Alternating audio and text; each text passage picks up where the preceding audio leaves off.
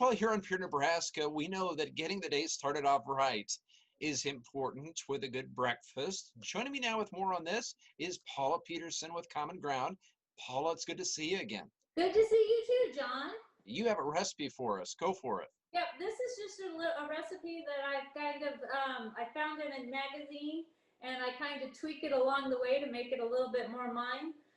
It is a great, it ends up in a little jar, and you can take it to work, put it in your lunchbox, and it's just super, super easy, and you can pack it with whatever fruit you like.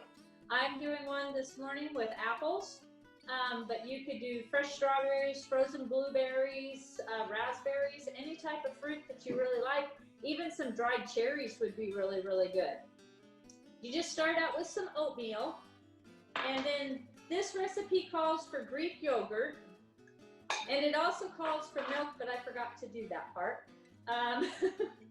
We got vanilla, honey, and you can do this to taste too.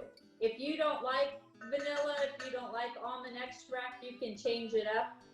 You could throw some cinnamon in here, anything like that that you wanted to do. And then you'll just stir this all up, and then you add your fresh fruit. And like I said, I'm using apples today. And so we just mix the apples in it.